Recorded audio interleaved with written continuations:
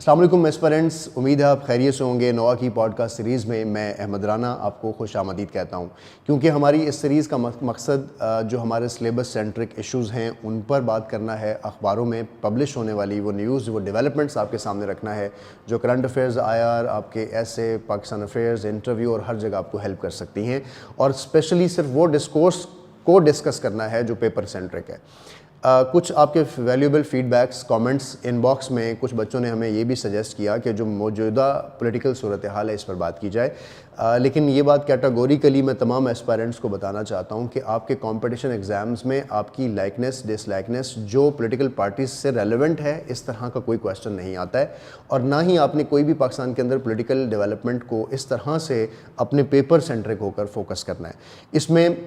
ہم ایک لفظ یوز کر سکتے ہیں کہ پولیٹیکل انسٹیبلٹی ہے اس وقت پاکستان کے اندر، اور ایک ڈیڈ لاک ہے پولیٹیکل پارٹیز کے درمیان، جس کو آپ بس ڈیلی ہیپننگز کے ساتھ سمجھ رہے ہوتے ہیں اور دیکھ رہے ہوتے ہیں۔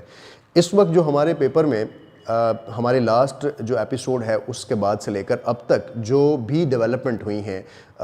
یہ ہمارا 4تھ پوڈ کاسٹ ہے۔ اس سے پہلے ہم نے پوڈ کاسٹ نمبر 3 سے آنورڈ جتنی ڈیولپمنٹس ہوئی ہیں پچھلے پورے ویک میں، وہ آپ کے سامنے آج ڈسکس کریں گے تاکہ وہ آپ کے لیے ہیلپ فل ہوں۔ 3 میجر ڈیولپمنٹس ہیں جو ہمارے سلیبس سینٹرک ہیں، جن کے اوپر ایک تو مڈل ایسٹ کے اندر بہت ہی امپورٹنٹ ہیپننگز ہو رہی ہیں، اس پر بات کریں گے کہ وہاں کیا چل رہا ہے اور وہ چیزیں آپ کے پیپر اور آپ کے انالیسس کے لیے کس طرح ضروری ہیں۔ اسی طرح جو صدر ہیں چائنا کے، انہوں نے رشیا کا دورہ کیا، اور اس دورے کا بھی کچھ اور مقصد ہے، اور اس دورے میں کچھ بہت اہم چیزیں ہیں جو آپ سے شیئر کرتا ہوں۔ اور پاکستان نے ایک ایجوکیشن ٹیلی ایپ جو ہے ایجوکیشن سیکٹر کے حوالے سے ایک ڈیولپمنٹ ہوئی ہے جو کہ بہت اچھی ہے، جس کو پاکستان کے حوالے سے اور آپ نے اپنے سلیبس کے پوائنٹ آف ویو سے بھی نوٹ ڈاؤن کرنا ہے، اور یہ ایک آپ کے لیے اچھی اگزامپل ثابت ہوگی۔ تو جلدی سے اپنے پوڈ کاسٹ کے پہلا جو ہمارا سیگمنٹ ہے اس کی طرف آتے ہیں کہ اس وقت ہم نے کیا ڈسکس کرنا ہے۔ تو سب سے پہلے مڈل ایسٹ کی صورتحال پر بات کرتے ہیں۔ مڈل ایسٹ کے حوالے سے جیسے ہمیں پتہ ہے کہ پچھلے ویک میں اور پچھلے کچھ دنوں پہلے ہم نے اپنے پوڈ کاسٹ میں بھی اس کا ذکر کیا تھا کہ سعودی عربیہ اور ایران کے درمیان ایک پیچ اپ ہوا ہے، اور ایک اتنی بڑا بریک تھرو ہوا ہے جس کے بعد مڈل ایسٹ کی نہ صرف سیاست بدلی گئی ہے بلکہ آنے والے دنوں میں اس کے کچھ چیلنجز اور کچھ فائدے بھی ہوں گے جو پاکستان کو ملیں گے۔ لیکن اس کے ساتھ ساتھ ایران اور سعودیہ کے ساتھ جو آپس میں ڈیولپمنٹ ہوئی ہے، پیچ اپ ہوا ہے، صرف یہ بات یہاں تک نہیں رکی۔ لگتا ہے کہ ایک اسکرپٹ لکھا جا چکا ہے۔ سعودی عربیہ جو کہ اس خطے کا ایک میجر پلیئر ہے، اور اس ٹائم جو گلف ریاستیں ہیں ان کی ڈیپینڈنس یونائٹڈ اسٹیٹس کے اوپر ہے، ویسٹ کے اوپر رہی ہے۔ بظاہر یہ لگتا ہے کہ اب شاید ویسٹ سے وہ اپنی ڈیپینڈنس ہٹا کر خود انڈیپینڈنٹ کنٹریز کے طور پر سامنے آ رہے ہیں۔ محمد بن سلمان جنہوں نے 2030 کا ویژن سیٹ کیا ہے سعودی عربیہ کے لیے، پچھلے 2 ڈیکڈز میں جو کچھ سعودی عربیہ اور اس پورے خطے میں ہوتا رہا، اس کا جو نقصان اور خمیازہ بھگتا ہے، مجھے یہ لگتا ہے کہ اس وقت جو لیڈرشپ ہے پورے مڈل ایسٹ کی، گلف کنٹریز کی، وہ شاید اس حوالے سے سیریس ہے کہ وہ کچھ نئے انیشیٹوز لے، جس میں ایک انیشیٹو ہم نے دیکھا کہ سعودی عربیہ اور ایران کے درمیان ایک ایسا پیچ اپ ہوا جس میں چائنا نے اسپیسیفکلی بڑا رول پلے کیا۔ اس وقت جو ڈیولپمنٹ میں آپ سے شیئر کر رہا ہوں وہ ڈیولپمنٹ اسی کی ایک سیکول ہے، اسی کی سیریز ہے کہ سیریا نے ابھی حال ہی میں UAE کے ساتھ اپنے تعلقات بہتر کیے ہیں، اور ان تعلقات کی بہتری کے لیے ہم نے دیکھا کہ بشار الاسد جو کہ سیرین پریزیڈنٹ ہیں، انہوں نے UAE کا دورہ کیا ہے۔ اگر میں اس بات کو تھوڑا سا کانٹیکسٹ آپ کے ساتھ ڈسکس کروں تو 2011 کے اندر عرب سپرنگ نامی ایک ویو تھی جس نے پورے عرب کنٹریز کو اور کچھ نارتھ افریقن کنٹریز کو ڈسٹرب کیا تھا۔ اس میں بشار الاسد بھی ایک سول وار کی نظر ہوئے، اور ان کے ملک کے اندر ایک سول وار سٹارٹ ہوئی جس میں جو پروٹیسٹرز تھے اور جو لوگ تھے شام کے، ان کو سپورٹ کیا جاتا رہا سعودی عرب کی طرف سے، ان کو سپورٹ کیا جاتا رہا قطر کی طرف سے، ان کو سپورٹ کیا جاتا رہا USA کی طرف سے، اور جو سیریا کے پریزیڈنٹ ہیں بشار الاسد، ان کو سپورٹ حاصل تھی رشیا کی، ان کو سپورٹ حاصل تھی ایران کی اور کچھ اور پاورز کی۔ تو ہم نے یہ دیکھا کہ جب یہ سیریا کے اندر ایک وار لائک سچویشن پیدا ہوئی تو اس میں رشیا اور یونائٹڈ اسٹیٹس سیریا کے اندر لڑ رہے تھے، سعودی عربیہ اور ایران بھی سیریا کے اندر لڑ رہے تھے، جس سے اس خطے کو، سیریا کو بہت زیادہ نقصان ہوا۔ اب UAE کا دعوت نامہ بشار الاسد کو جانا، سیرین پریزیڈنٹ کو، اور سیرین پریزیڈنٹ کا وزٹ اپنی وائف کے ہمراہ یو اے ای کا کرنا اس وقت ایک بہت بڑا بریک تھرو ہے. یعنی اب شام کی جو موجودہ قیادت ہے بشار الاسد کو ایکسیپٹنس دینا اور اس کو ماننا, یہ اس ڈیولپمنٹ میں سمجھ آیا ہے. لیکن جیسے یہ ڈیولپمنٹ ہوئی تو قطر نے اس پر اپنا اعتراض دیا اور قطر نے کہا کہ یہ غلط کیا ہے یو اے ای نے. یعنی گلف ریاستوں کے اندر ابھی اس بات پر ساری متفق نہیں ہیں کہ بشار الاسد کو ایکسیپٹنس دی جائے یا سیریا کو ایکسیپٹنس دی جائے. اس کے ساتھ ساتھ یو ایس اے امریکہ نے بھی اس کی مخالفت کی ہے. لیکن دوسری طرف سعودی عرب جو کہ اس پورے سینیریو کے اندر ہمیشہ پروٹیسٹرز کا ساتھ دیتا رہا ہے اور ایران جو ہے وہ بشار الاسد کا ساتھ دیتا رہا ہے, تو سعودی عرب نے بھی حال ہی میں جو سیرین پریزیڈنٹ ہیں ان کے ساتھ تعلقات بہتر کرنے کی اور اپنے جو ڈپلومیٹک آفیسز ہیں ان کو بحال کرنے کی بات کی ہے. تو سعودی عربیہ کا شام کو ایک دفعہ دوبارہ ایکسیپٹ کرنا, دوسری طرف ایران کو ایکسیپٹ کرنا, تیسری طرف اپنی ڈیپینڈنس ویسٹ الائز کے اوپر ختم کرنا, محمد بن سلمان کے 2030 کے ویژن کے حوالے سے کچھ چیزیں جو ہیں وہ کلیئر ہوتی نظر آ رہی ہیں کہ مڈل ایسٹ کے اندر اس وقت صورتحال بالکل ڈیفرنٹ ہو رہی ہے اور تبدیل ہو رہی ہے. ایک تو یہ بہت بڑا بریک تھرو تھا کہ یو اے ای اور سیریا کا آپس میں دوبارہ سے جوائنٹ ہونا, اور ریاض اور دمشق یعنی سعودی عربیہ اور شام کا دوبارہ سے کچھ نئی ڈیلز کی طرف آنا اور دوبارہ سے اپنے ڈپلومیٹک آفیسز بحال کرنا, جو کہ مڈل ایسٹ کی سیاست کو بدلے گا. لیکن ایٹ دا سیم ٹائم یہ اس خطے کے لیے, پاکستان کے لیے, عرب کنٹریز کے لیے, گلف کنٹریز کے لیے, آئل بیسڈ کنٹریز کے لیے ایک بڑا بریک تھرو ہوگا, جو کہ آنے والے دنوں میں ہمیں سمجھ آئے گی کہ یہ کس طرف جاتا ہے. بہرحال آپ نے اس کو نوٹ ڈاؤن رکھنا ہے کہ یہ جو صورتحال ہے مڈل ایسٹ کی, جو چینجنگ ہو رہی ہے, بہت بدلتی صورتحال ہے, یہ ہمارے انالیسس کے اندر کس طرح سے آگے آئے گی اور ہمیں اس کے اوپر نظر رکھنی ہے. دوسری جو اہم ڈیولپمنٹ ہے ویری امپورٹنٹ کہ جو پریزیڈنٹ آف چائنا ہیں شی جن پنگ, انہوں نے دورہ کیا ہے رشیا کا, اور اس وقت دورہ کیا ہے جب یوکرین وار جو کہ رشیا نے سٹارٹ کی ہے اس کو تقریباً 1 سال مکمل ہو رہا تھا, اور یہ ایکسپیکٹ کیا جا رہا تھا کہ اس کے 1 سال مکمل ہونے کے بعد شاید کوئی تبدیلی آئے گی. پیوٹن کے رویے میں نہ آتے ہوئے ہم نے دیکھا کہ اریسٹ وارنٹ جاری کیے گئے ہیں پیوٹن کے بائی انٹرنیشنل کرمنل کورٹ سے, اور انٹرنیشنل کرمنل کورٹ نے نہ صرف اریسٹ وارنٹ جاری کیے ہیں بلکہ ان کو وار کرائمز میں وار کرمنل کے طور پہ ڈکلیئر کیا گیا, جس کا رشیا نے بہت سٹرونگ جو ہے ریٹیلیشن دی ہے. لیکن اس ٹائم پر چائنا جو ہے, جہاں پر اپنی ایک میڈیشن کا رول پلے کر چکا آلریڈی مڈل ایسٹ کے اندر ایران اور سعودی عربیہ کے ساتھ, اس وقت بھی دوسری جو صورتحال تھی جو کہ یوکرین اور رشیا کے حوالے سے تھی, چائنا یہاں پر میڈیٹر کے رول کے طور پہ رشیا پہنچا ہے. اور اس سے پہلے جو رشیا ہے اس کے جو پریزیڈنٹ پیوٹن ہیں انہوں نے بھی اس دورے کو نہ صرف ویلکم کیا بلکہ کہیں سے ہلکی سی یہ بات بھی کہی کہ اگر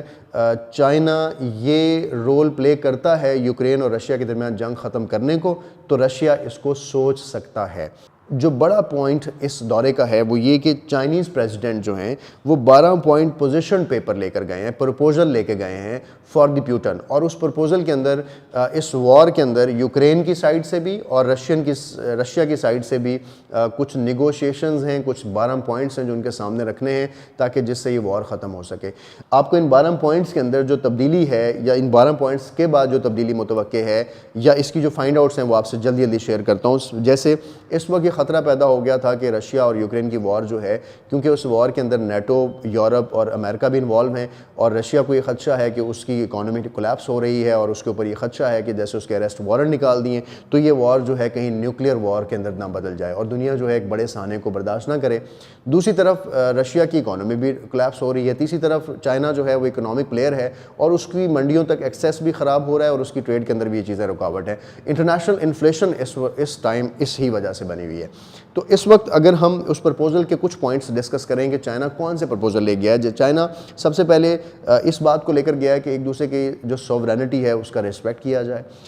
چائنا نے کہا کہ اپنی ملکوں کی ٹیریٹری کو اپنے ملکوں کے اندر رہنا چاہیے. اس نے کہا کہ جو کولڈ وار کی مینٹیلٹی ہے کہ اس وقت اگر یوکرین رشیا لڑ رہے ہیں تو پھر آپ ویسٹ الائز ایک طرف ہو جائیں اور رشیا کو ایک طرف کر دیں, اس کو ختم کیا جانا چاہیے. اس کا اثر جو ہے یا اس کا ذکر وہ اسپیشلی یوکرین کے حوالے سے کر رہے ہیں. اس کے علاوہ پیس ٹاکس جو ہیں دونوں ملکوں کے درمیان بحال ہونی چاہیے. انہوں نے اپنے گڈ آفیسز ان کو پرووائڈ کیے ہیں کہ آپ وہاں آئیں اور آپس میں بیٹھ کے بات کریں. ہیومینیٹیرین کرائسس یعنی جو مائگریشنز ہو رہی ہیں, کلنگز ہو رہی ہیں لوگوں کی, اس کو فوری طور پر بند ہونا چاہیے. اس کی رسپانسبلٹی دونوں ملکوں کو لینی چاہیے. اس کے علاوہ انہوں نے کہا کہ جو نیوکلیئر وار کا تھریٹ ہے اس کے حوالے سے جو نیوکلیئر پاور پلانٹس ہیں ان کی سیفٹی کو انشور کیا جانا چاہیے تاکہ اس وار کے اندر کبھی بھی نیوکلیئر وار کی بات ہی نہ آئے. اس کے بعد انہوں نے یہ بھی کہا کہ جو فوڈ انسیکیورٹی پیدا ہو رہی ہے اس وار سے، اس میں جو گرینز ہیں، اسپیشلی اگر ویٹ کی بات کریں تو یوکرین اور جو رشیا ہے دنیا کے لارجسٹ پروڈیوسرز ہیں جو دنیا کو غذائی قلت اور غذائی جو ایکسپورٹ ہے وہ اس میں آگے آگے ہوتے ہیں. اس گرین ایکسپورٹ کے اندر یا اس کی ٹریڈنگ کے اندر اور دنیا میں اس کے لاجسٹکس کے اندر اس وقت خاصی تبدیلیاں ہو چکی ہیں اور پریشان کن صورتحال پیدا ہوئی ہے. تو اس چیز کو بھی انشور کیا جائے. ان ساری چیزوں کو سمجھتے ہوئے 12 پوائنٹس جو ہیں وہ رکھے گئے ہیں پیوٹن کے آگے، اور پیوٹن نے کے ساتھ جو شی جن پنگ ہے ان کی میٹنگ 3 گھنٹے جاری رہی ہے، جس میٹنگ کے اندر پیوٹن نے ان تمام پرپوزل اور ان پوائنٹس کو ایکسیپٹ کیا ہے، سمجھا ہے، دیکھا ہے، اور ظاہر ہے اس کے اوپر آنے والے دنوں میں کوئی لائحہ عمل بھی دیا جائے گا، لیکن فوری طور پر لائحہ عمل نہیں دیا گیا. انٹرنیشنل ایکسپرٹس اس ساری صورتحال کو ایک ڈفرینٹ صورتحال سے دیکھ رہے ہیں. پہلے تو چائنا کو اپریشیٹ کیا جا رہا ہے کہ چائنا اس ٹائم پر گلوبل لیڈرشپ کی طور پہ سامنے آیا ہے اور اس وقت اس کرائسس کو ختم کرنے کی اس نے بات کی ہے. دوسری جو امپورٹنٹ چیز ہے وہ یہ کہ چائنا اس وقت اپنی اکنامک پاور کو دیکھ رہا ہے اور اس کا انٹرسٹ جو ہے وہ اکانومی کو لے کر اور ٹریڈ کو لے کر زیادہ ہے اور دنیا کی ٹریڈ اور انفلیشن کو لے کر زیادہ ہے. لیکن دوسری طرف جو رشیا ہے اس نے بھی اس رول کو اس لیے ایکسیپٹ کیا ہے کہ رشیا بھی 1 سال سے اس وار کے اندر اپنا بہت سارے اکنامک لاس کر چکا ہے. ربل جو کہ اس کی کرنسی ہے وہ خاصی ڈاؤن ہو چکی ہے، بہت سارے ملکوں نے اس سے ٹریڈ بند کر دی ہے. تو شاید اس کو بھی اس چیز کی ضرورت تھی کہ اس کو ایک فیس اس سیف کرنے کے لیے کوئی بھی اس طرح کی نیگوسیشن آفر قبول کی جاتی. دوسری طرف اسی میں انٹرنیشنل ایکسپرٹس یہ کہتے ہیں کہ جو ویسٹرن الائز ہیں، یوکرین ہے، نیٹو ہے، یورپی یونین ہے، یورپین کنٹریز ہیں، انہوں نے اس پرپوزل جو چائنا نے پیش کیا ہے اس کو انفیئر قرار دیا اور یہ کہا ہے کہ یہ ایک بیلنسنگ ایکٹ نہیں تھا. سب سے پہلے رشیا کو اس کے علاقے خالی کرنے چاہیے یوکرین کے، اور یوکرین کو یہ رائٹ ہونا چاہیے کہ وہ جہاں مرضی نیٹو کی طرف جا سکے یا اپنے کسی کے ساتھ ممبرشپ کر سکے. تو کچھ اس طرح کے طور پہ اس دورے کو بھی دیکھا جا رہا ہے جس میں لگ رہا ہے کہ اگین یہ دورہ انٹرنیشنل پالیٹکس کی زد میں آ چکا ہے. اس کے بعد کچھ اور چیزیں ہیں جیسے نیوکلیئر وار کا جو تھریٹ تھا اس سے کچھ ریڈیوس ہوگا کہ اس وار کی طرف شاید نہ جایا جائے کیونکہ چائنا اس میں ایز اے گارنٹر ہے. جو ایک بہت بڑی ڈیولپمنٹ ہوئی ہے جو کہ اس دورے کا مرکز کہی جا رہی ہے اور کہا جا رہا ہے کہ یہی اس دورے کا مقصد تھا، اور وہ تھا کہ یوان کے اندر جو چائنیز کرنسی ہے اس میں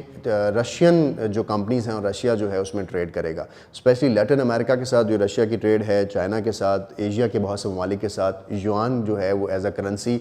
مور اسٹرینتھن ہوگا، جو کہ شاید چائنیز ڈپلومیسی کے لیے بھی ایک امپورٹنٹ ہے. تو ایک ون ٹو ون ڈیل ہے، لیکن اس خطے کے اندر ایک بڑی ڈیولپمنٹ ہے جس کا آپ کو پتہ ہونا چاہیے کہ اس وار کے اندر اس وقت نئے پلیئرز جو ہیں وہ ایڈ ہو رہے ہیں اور اس گراؤنڈ کو لیول کر رہے ہیں کیونکہ دنیا میں اس وار نے خاصا نقصان کیا ہے. ایک طرف اسلامک آئیڈیالوجیکل بلاک تھا جو چائنا نے توڑا، ایران اور سعودی عربیہ کا. دوسری طرف اگین ویسٹ اور جو سوویت بلاک ہے جو کہ اس وقت دوبارہ سے یوکرین رشیا کی وار کے صورتحال پہ اس کو بھی چائنا نے توڑنے کی کوشش کی ہے. تو چائنا کا یہاں پر رول جو ہے وہ گلوبل لیڈرشپ کے طور پر اسٹیبلش ہوتا نظر آ رہا ہے. تو یہ ایک اور ڈیولپمنٹ ہے. لاسٹ چیز جو آج ہم اس پر ڈسکس کرنے جا رہے ہیں پاکستان کے ڈومیسٹک افیئرز کے حوالے سے، پاکستان کے سوشل ایشوز کے حوالے سے. لٹریسی ریٹ پاکستان کا انتہائی ڈاؤن ہے. پورے خطے میں ہم سب سے کم لٹریسی ریٹ والا ریاست ہیں. تو اس وقت پاکستان کو اپنی ایجوکیشن پر انویسٹمنٹ کی ضرورت ہے. تو ایک بڑا بریک تھرو ہوا ہے پاکستان کے اندر، ایک بڑی ڈیولپمنٹ ہوئی ہے جو آپ کو پتہ ہونی چاہیے، جو کہ ڈیجیٹلائز ایجوکیشن کے نام پر پاکستان کے اندر ایک ٹیلی اسکول پاکستان ایپ کو لانچ کیا گیا ہے بائی پرائم منسٹر. اس ایپ کے اندر 6 چینلز کے تھرو مختلف علاقوں کے اندر تمام پاکستان کے اندر بچوں کو ایجوکیشن پرووائڈ کی جائے گی اور اس کا سلوگن رکھا گیا ہے ون اسکول فار آل.